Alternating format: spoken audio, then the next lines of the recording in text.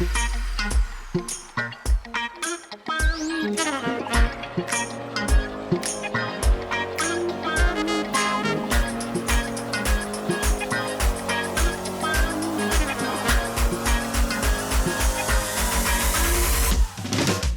ora and welcome to the Itinerary. In today's episode, we will be focusing on the stigma that surrounds tourism careers, and more specifically, we will be smashing those stereotypes and busting those myths. We're doing things a little differently today by having 3 guests for an entire episode who offer different but highly experienced perspectives on our industry. Steve Hanrahan, Advocacy Manager of Tourism Industry Aotearoa. Sonia Tiatia, founder of Dine Academy, and I'm welcoming back David Williamson, Senior Lecturer at AUT for International Hospitality Management. Kia ora, all of you. Thank you so much for being here on our show. Kia ora, Megan. Kia ora, Megan. Now, before we put on our hard hats and pick up our sledgehammers to work on those myths, I'd love to ask you all your views on how the stigma surrounding tourism and hospitality careers even came about. David, I'm going to start with you because when you were with us last on the show, you mentioned that you had done your thesis on this and that colonisation could be a big factor in this mindset, which is a really fascinating story and theory, and we'd like you to share that with us. Thank you, Megan. I found that there was some fascinating language around hospitality and tourism work. And I sort of came up with the idea that I think there's kind of historical legacies that underpin this idea that hospitality and tourism work aren't as perhaps legitimate or attractive or have the same status as other work. And one of the first things I noticed is tourism as a whole industry was spoken about historically in New Zealand as very questionable. When they were setting up the Tourism Hotel Corporation in 1955, there was a debate in Parliament. And when they were sort of kicking around the idea of whether it was a good thing to invest in, it became very apparent that even back then it was looked at as an industry that wasn't quite as secure or desirable as others. There's a great quote from a minister at the time saying, "The time now isn't right to further invest in an industry which is frankly only an experiment, and we shouldn't encourage the building of hotels or development of a tourism industry which is in any case of doubtful value." And so you look back and go, gosh, that's how they thought about it in the 1950s. The people who were promoting the THC at the time were suggesting that it would bring in 50,000 new tourists, perhaps develop 100 hotels and bring in as much as $20 million in export earnings. And a couple of the ministers at the time burst out laughing at the suggestion that, it was grossly overvalued. And you can imagine if you could go back in time and say, we've now got an industry which is one of the largest export earning industries before we went into COVID, nearly 4 million visitors, 600 hotels, $14 billion in earnings. They couldn't imagine it. So there's been this long history of thinking about tourism as insecure or somehow not as valid as some of the more primary industries we have. And this really comes out of the idea that they were struggling with resources after the war, and they had to make decisions about where they were going to invest. And it was seen as a zero-sum situation where we either invest in the primary industries or we invest in industries like tourism. And so there's this idea that it wasn't really quite worthwhile investing in. So that was the first sort of theme. And an associated theme that also came through was this idea that service work itself, be it in hospitality or tourism, was less than desirable. And one of the ideas we've come up with was the colonial settlers coming out of the UK particularly. I think this idea of being in service work was what they were trying to get away from. And so I think there's this really strong desire for a lot of colonialists coming here to escape service work, to escape what they would think of as servile work. I come at it from another angle where, as part of people's communities and culture, I know a lot of cultures that's the expectation to be of service to your community, to your culture, to your family, and being paid to be hospitable in the manaakitanga or whether it's on a marae or anything like that is not necessarily angled as being a professional trade or a professional vocation, because it's just part of who you are as a volunteer, and sometimes that is undervalued. And many volunteers in New Zealand and in the communities are undervalued, although we definitely realise their importance when they're not there anymore. So there's a little bit of a culture difference in there as well. Listen, I certainly agree with what's been said to date. It's never really been seen as a career choice. I was reflecting back on in my schooling, when I was ending my schooling and thinking about my career, and I wanted to go into hotel management at that time. Though at that time, tourism didn't necessarily have a bad stigma then. It just wasn't known a lot, didn't have a high profile, and chef training was about all that could be done. I think the stigma has developed over time, a gradual thing. It's been a combination of things, such as not being able to tell our career stories particularly well. We often end up at the top of lists of low-paying jobs. It's probably that in the past you haven't required a qualification for many of the jobs.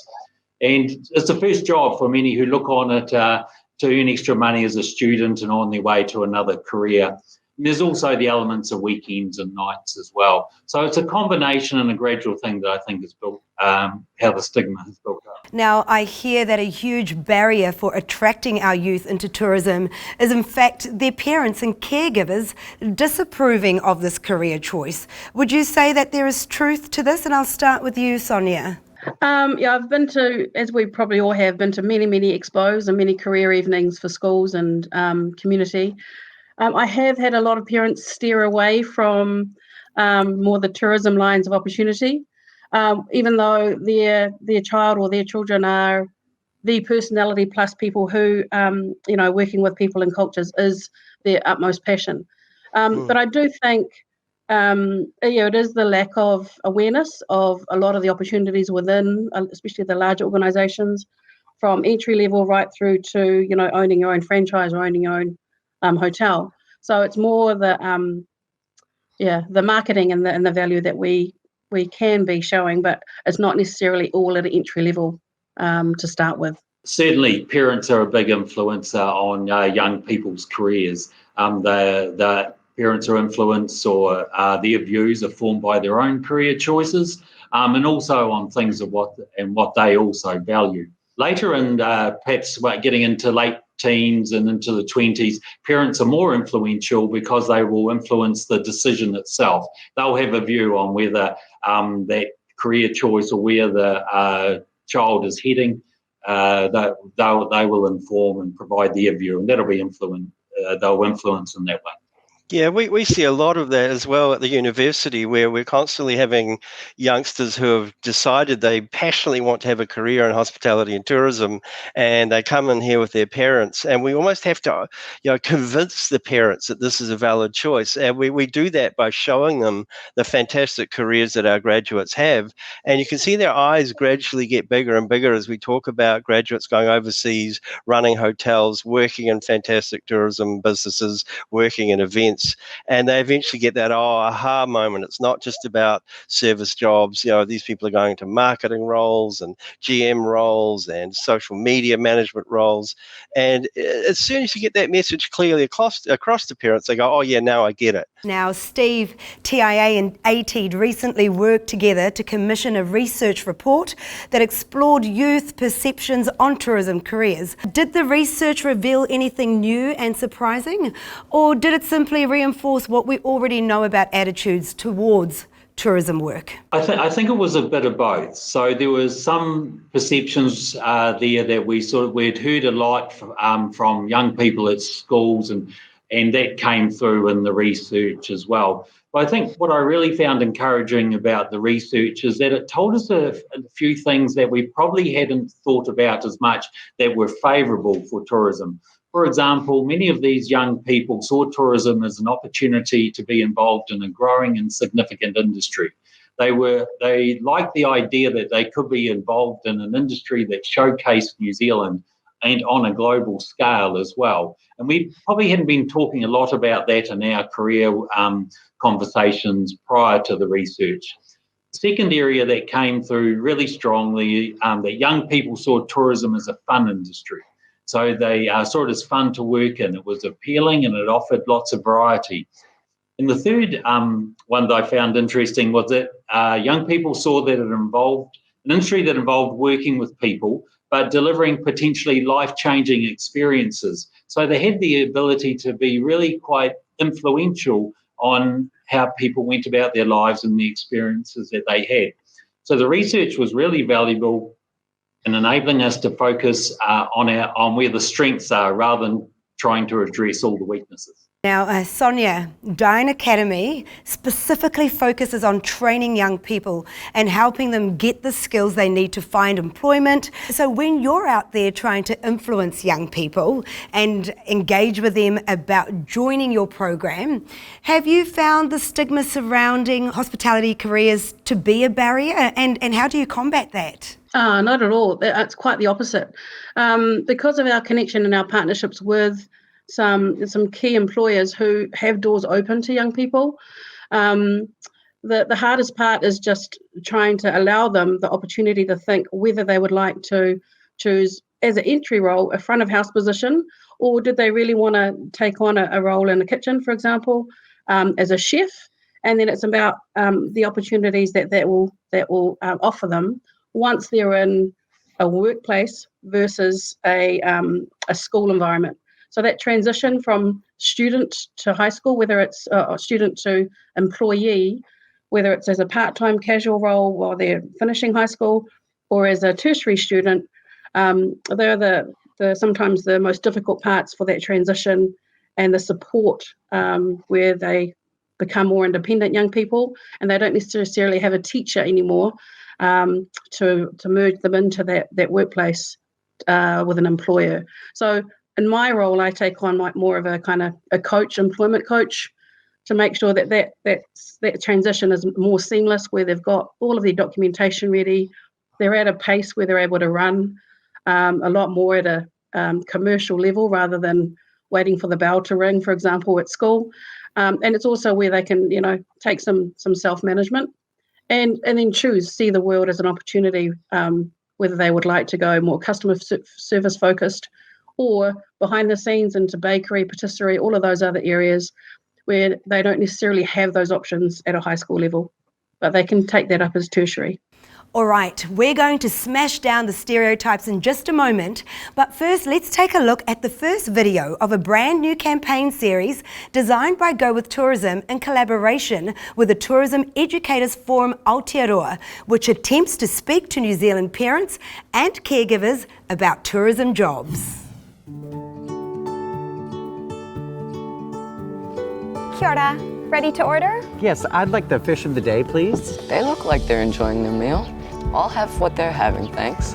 Wouldn't it be cool to work in a restaurant like this, Dad? Yeah, this place looks like it'd be a lot of fun to work while you're studying.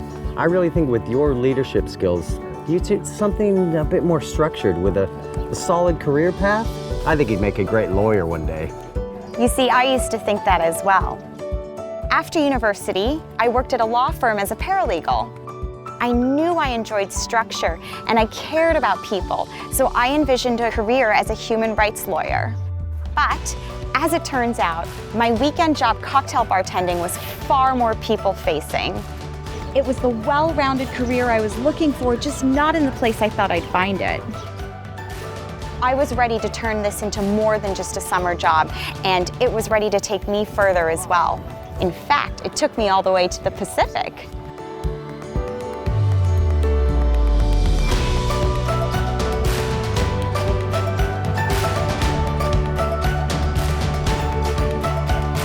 I love the freedom and flexibility of working for a boutique hospitality and tourism business, and I wanted to learn about the world of wine.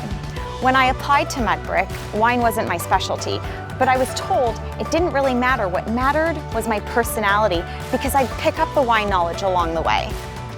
I love to create meaningful and happy experiences for people, and working here, I get to do that. I still appreciate structure, and I've been able to bring that into my role here, develop my career, and add value to Mudbrick. 10 years on from those cocktail mixing paralegal days, I'm now a manager at one of New Zealand's finest wineries. Now how's that for a solid course? Okay, myth number one. All tourism and hospitality jobs are customer service jobs. Team, let's bust this myth. David? Exactly. I mean, I was saying before, this is the conversation we have often with parents talking about careers in the industry.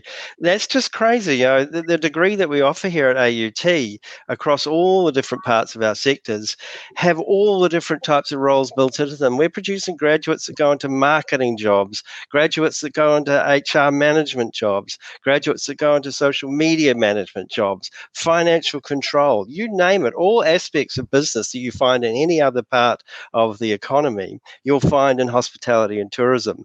And these jobs, one of the great things about jobs in tourism and hospitality is, of course, they're internationalized. And so we see our graduates going off to roles in Sydney and the UK and Asia and the Americas, doing amazing work in anything other than service roles. Often it's a good idea to start in service roles so you really understand the nature of the business and the frontline sort of things that go on there.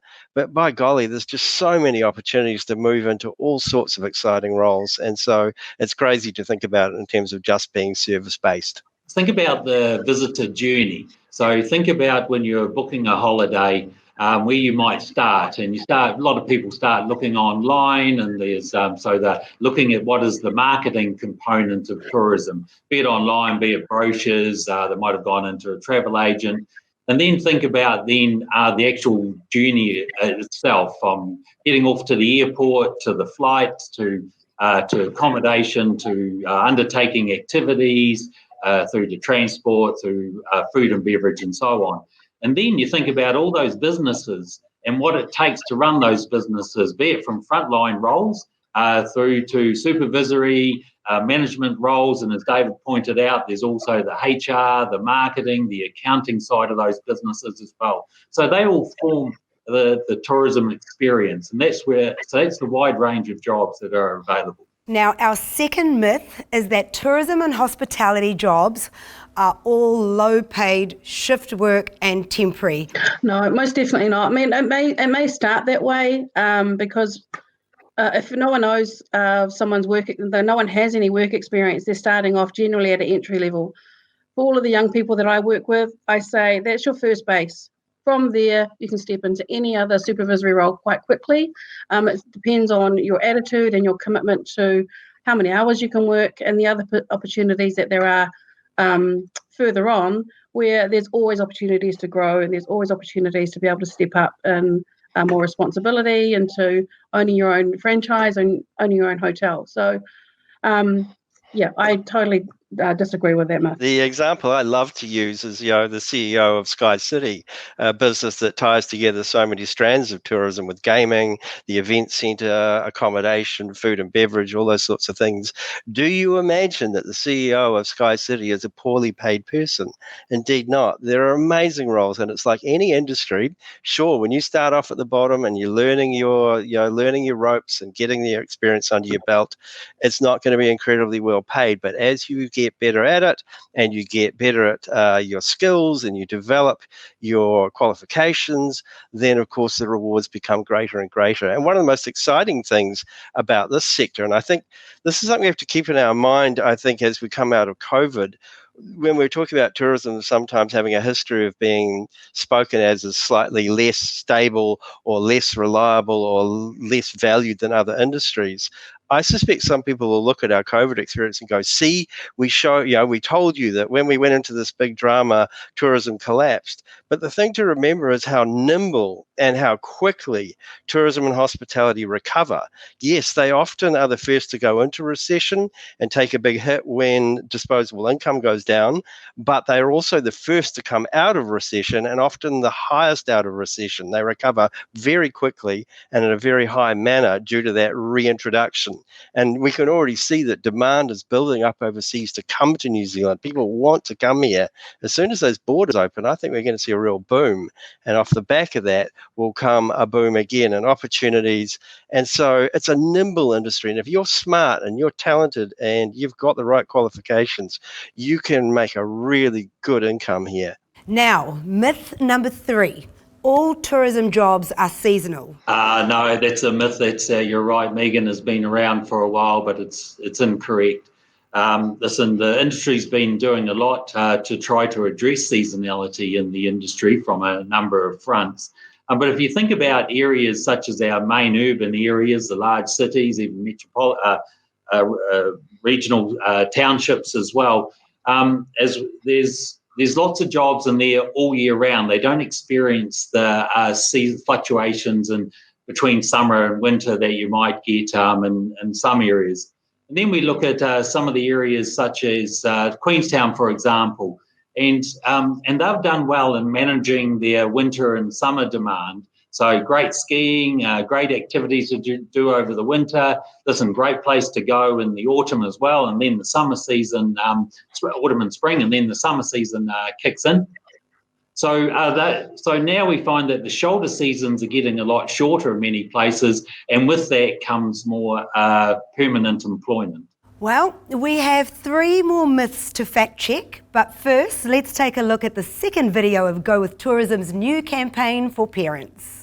Now, our 4th myth is that tourism isn't a future safe career, that there's no career progression or no stability.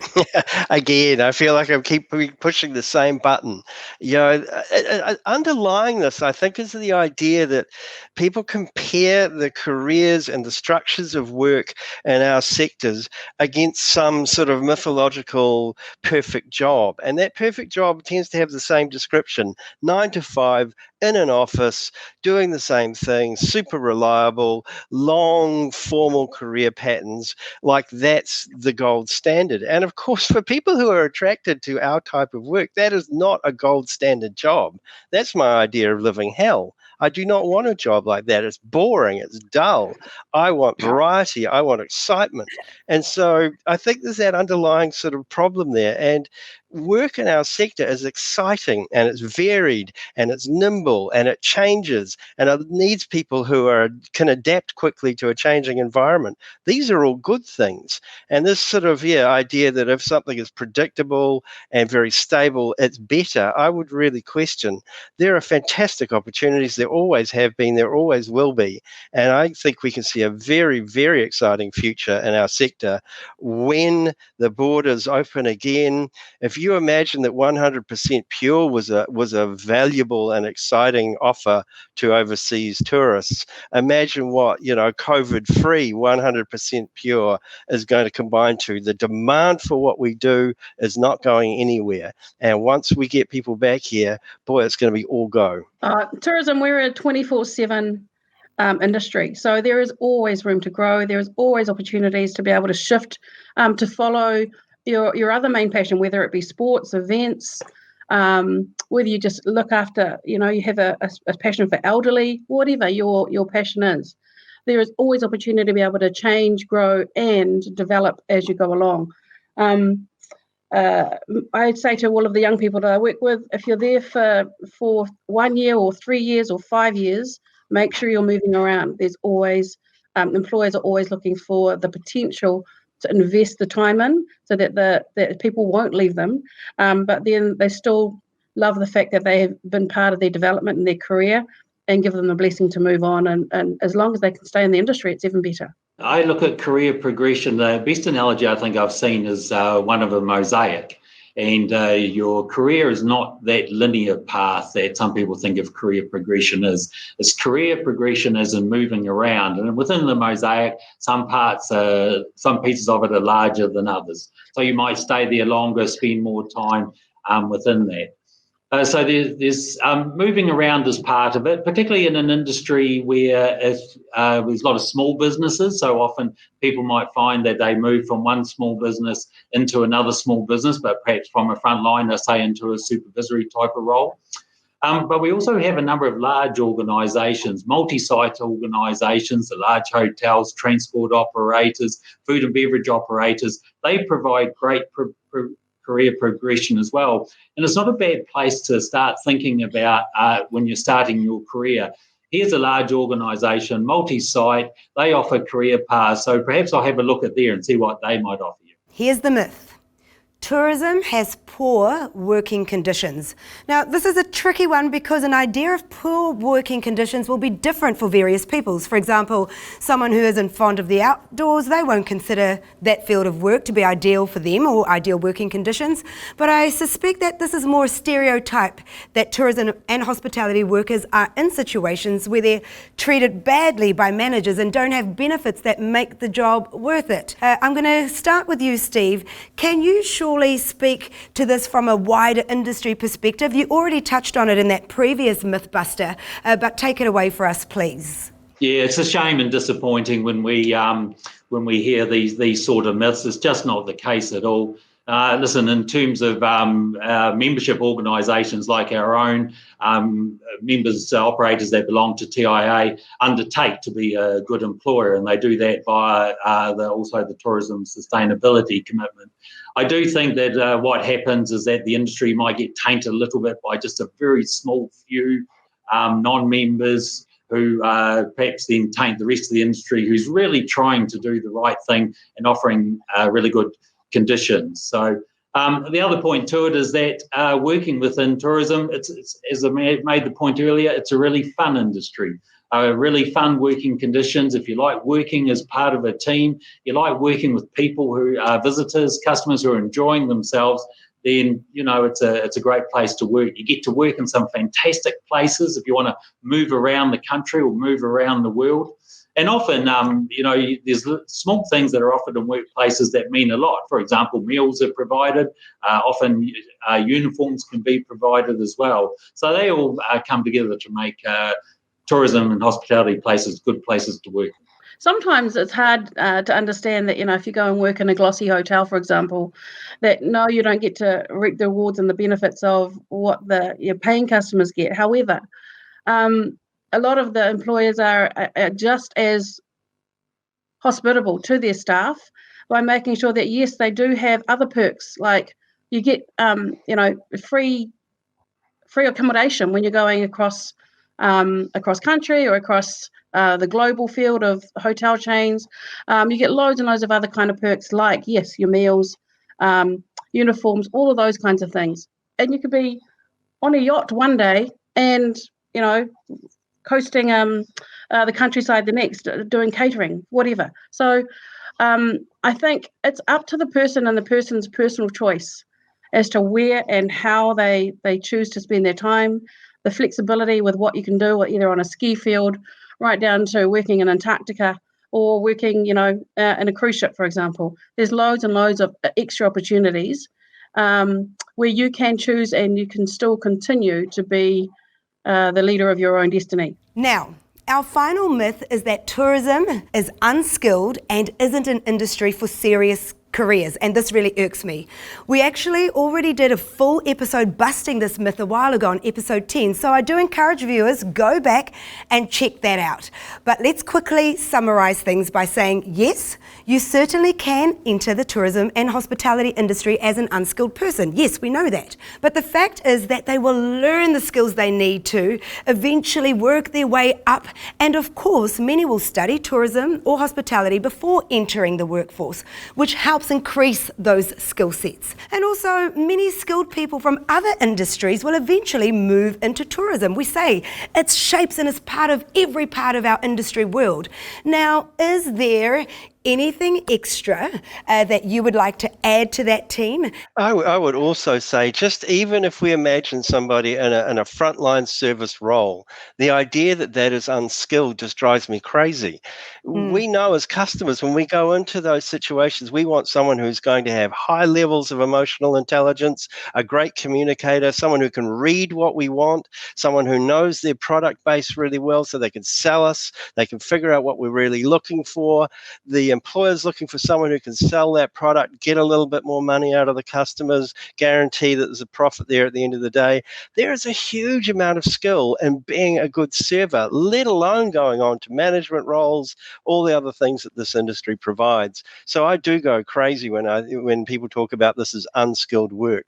Providing service and hospitality and tourism products is highly skilled, even if it's right at the coalface. I'll take it from a different angle. I mean, I started off as a chef chef when I was at high school, went into it in the catering, straight out of high school, got an apprenticeship, had my own catering company on the side with that kind of hustle along, did pastry, did cafe work, worked in hotels, went overseas, toured the world and did everything I could to from nightclubs to hotels, and so it's everything is out there and available to you.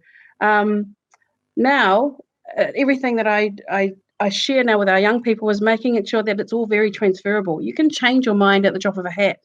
There's opportunities that come from wherever you're living.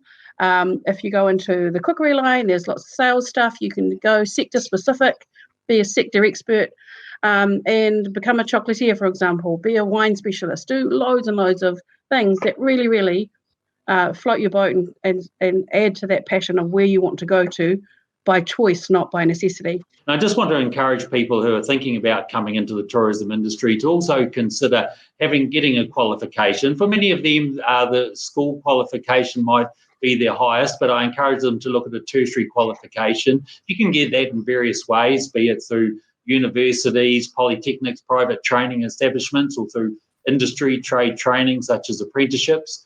And it's certainly demonstrated over time that when you have a tertiary qualification, it helps to support your career. Sometimes it helps to speed up or create some more opportunities for you with that qualification. And over time, the data shows us that people are more likely to earn more when they've got a higher level qualification. So I certainly encourage people to consider qualification. Don't forget to join us next week. I look forward to chatting with you all again, same time, same place. Haere rā.